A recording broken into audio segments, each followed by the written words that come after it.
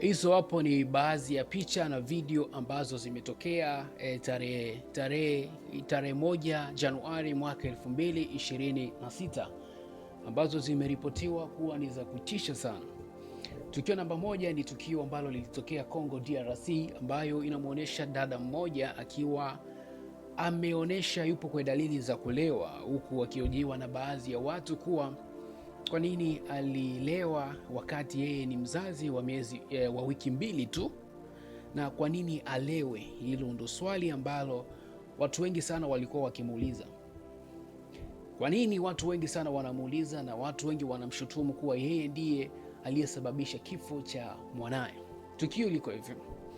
Huyu binti ni binti ambaye ni mzazi ambaye alitoka hospitalini tu, na baada ya kutoka hospitalini kukakaa wiki mbili, yupo mtoto wake bado yupo ndani.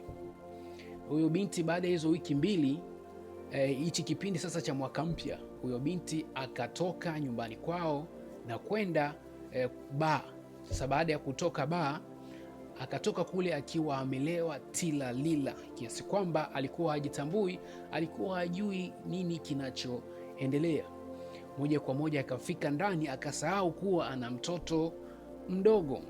Baada ya kufika, akafika tu na kujitupa kitandani, huku bila yeye kujua kuwa alivyojitupa amekwenda kumkalia mtoto wake. Akakaa juu ya mtoto wake muda kama wa masaa 5 hivi.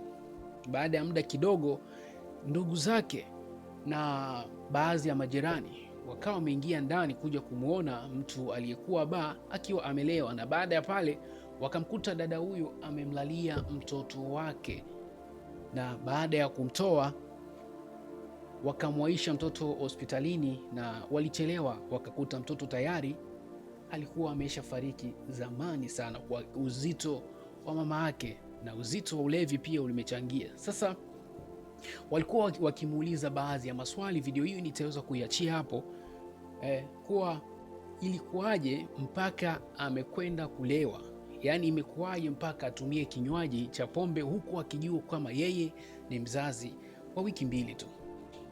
Tukio hili limetokea Kongo, ni tukio ambalo limesikitisha sana baadhi ya watu wengi, na limeleta mijadala mengi sana, huku ikimshutumu mama huyo kwenda gerezani kwa kumuua mwanaye wa kumzaa, tena mwanaye mtoto mdogo sana wa wiki mbili tu. Tukutane kwenye uwanja wa Comedy. Naitwa Omri Amegene UG Star na NGL Passenger. Tukio la pili limetokea nchini Nigeria. Binafsi mimi sijui kama limetokea Nigeria au limetokea wapi, lakini baadhi ya watu wanadai kuwa tukio hili limetokea Nigeria. Kuna mzazi mwingine tena ambaye alikuwa amelewa tilalila. Sasa kipindi amelewa, yeye akawa amepita njia ya porini. Sasa baada ya kupita njia ya porini, kwa bahati mbaya akawa ametereza, basi yeye na mtoto wake wote chini, kama jinsi unavyoona kwenye picha hiyo hapo. Video hiyo tumeweza kuificha kwa sababu ilikuwa ni video ya kutisha sana, ambayo ingeweza kutuletea matatizo sana kwenye mtandao wetu. Kwa hiyo baada ya yeye kujificha, baada ya kuanguka, bahati mbaya akawa na yeye pia akamwangukia mtoto wake, lakini kuna baadhi ya watu walimuona kwa haraka sana, wakawa wamewahi pale. Sasa ndipo mama yule akawa anataka kujinasua kusimama. Sasa baadhi ya watu akaanza kuwafukuza, na huku mwanaye akiwa amelala kwenye tope na maji yanapita maeneo yale. Sasa watu wakawa wamemchukua mtoto ule na kumwaisha hospitalini, na akapatiwa matibabu ya haraka sana. Sasa matukio kama haya yametokea huko tu kwa ajili ya ulevi, na wanakwenda kulewa wakiwa na watoto wadogo. Matukio haya mawili ni matukio ambayo yameleta sana mfarakano mingi sana ya familia, baina ya familia za mume na familia za mke. Ni shutumu za ulevi wa pombe kwenye sherehe za mwaka mpya, ambayo ilikuwa ni Januari tarehe 1 mwaka 2026, mwaka huu ambao tumetoka kuimaliza hapo juzi. Kuna baadhi ya matukio mengine pia ambayo yametokea kule Nyarugusu, ambayo binafsi hatutaweza kuyaonesha, ila tutaongea tu. Matukio mengi sana ya kusikitisha, kuwa baadhi ya watoto wadogo wenye umri wa miaka 15 wamelala ba. Matukio mengi sana ya kusikitisha ambayo yalitokea pale Nyarugusu ambayo ipo Kigoma pale. Matukio mengi sana ya kusikitisha kuwa watoto chini ya umri wa miaka 15 walilewa, walikunywa pombe nyingi sana, wameachiwa, wamehuru.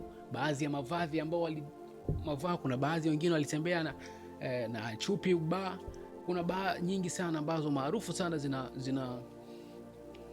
zipo pale Nyarugusu ambazo mara nyingi sana haswa kipindi hichi cha mwaka mpya huwa zinaingiza sana watu wengi sana, watu wapya. Hasa baada ya matukio haya kutokea, unaambiwa kuwa mitandao ya kijamii ndio ilikuwa ni suluhisho kubwa sana upande wao, na baadhi ya watu walichapisha matukio mengi sana ya baadhi ya watoto kuvaa vibaya, kuvaa vitu ambavyo havistahili mazingira yale ambayo yametokea, haswa tena umri mdogo ambao imeweza kuajiri pale kambini Nyarugusu. Sasa sisi kama JL Passenger hatukuona kuwa haiwezi ikaishia kwetu, tukuona tukusogezee na wewe ndugu mfuatiliaji wa JL Passenger uweze kufahamu kile kinachotokea.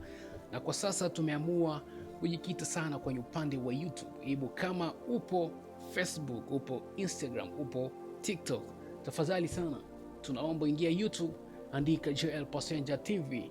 Hakikisha umesubscribe ili uwe kwanza kupata taarifa zetu, taarifa nyingi. Na hisi mwaka huu utakuwa ni mwaka bora sana upande wetu. Tafadhali kutaniwa unajiandikisha mapema kule mjini YouTube. Tutakuwa tunakuletea taarifa zote zinazotokea duniani. Naitwa Omri Amegene Huge Star na ni JL Passenger. Hakikisha tunatufollow ili uwe kwanza kupata taarifa zetu. Asante.